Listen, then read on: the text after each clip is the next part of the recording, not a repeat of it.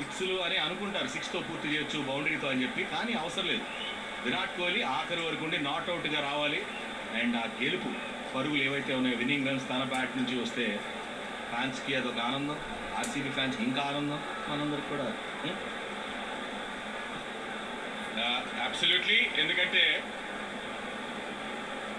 అయితే ఆడారో 150 కూడా పూర్తి చేసుకున్నారు. విరాట్ కోహ్లీ కొంచెం స్ట్రగుల్ అవుతుండే క్రామ్స్ తోటి. ఎందుకోసం ఆ బిగ్ షాట్స్ అనేది చూడలేదు ఇప్పుడు వారికి. సింగిల్ తీసుకొని నాన్ స్ట్రైకర్ వెనక్కి వెళ్ళిపోతున్నాడు. గ్రాండ్ ఫినాలే ఆర్సీబీ కొడతాడు ఏదో బిగ్ షాట్తో, జితేషే ఈ విన్నింగ్ రన్స్ పూర్తి చేస్తాడు అనిపిస్తోంది నాకు. లేదు, వెల్ బౌల్డ్. ఇంకా వెయిట్ చేయాలి, ఇంకా సేపు వెయిట్ చేయాలి. ఇంకా 3 balls ఉన్నాయి. ఈ ఓవర్లో ఏమైనా ఫినిష్ అవుతుందా చూడాలి. And Virat Kohli running between the wickets కూడా ఎంత వేగంగా పరిగెత్తా ఉంటాడో చూద్దాం.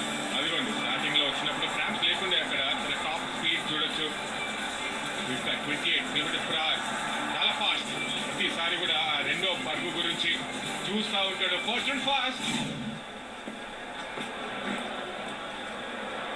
చాలా ఫైన్ గా ఆడాడు. బౌండరీయా లేదు, అక్కడ ఫీల్డర్ ఉన్నాడు. చాలా ఫైన్ గా అక్కడ థర్డ్ మ్యాన్ ఫీల్డర్ ని ప్లేస్ చేశారు. ఒకే ఒక్క పరుగు వస్తుంది. ఇంకా కావాల్సింది 5 పరుగులు మాత్రమే. సెకండ్ ట్రోఫీకి 5 పరుగుల దూరంలో ఉన్నారు ఆర్సీబీ. ఇప్పుడు కూడా సింగిల్ అయితే బిగ్ షాట్ ఆడతాడు విరాట్ కోహ్లీ. ఇప్పటివరకు చూడలేదు ఆ క్రాంప్స్ వల్ల. అండ్ చాలా హ్యాపీ ఇక్కడ Rajat Patidar the captain, back to back titles. Dhurandhar ఆ లుక్ తోటి వచ్చాడు ఈ సీజన్ లో. అండ్ తన పర్ఫార్మెన్స్ టూ గుడ్, తన క్యాప్టెన్సీ కూడా అద్భుతం. విన్నింగ్ రన్స్ వచ్చాయి ఆ గ్యాప్ లో. And the scores are level. RCB ఒక్క అడుగు దూరంలో ఉన్నారు ఛాంపియన్షిప్ ని అందుకోవడానికి.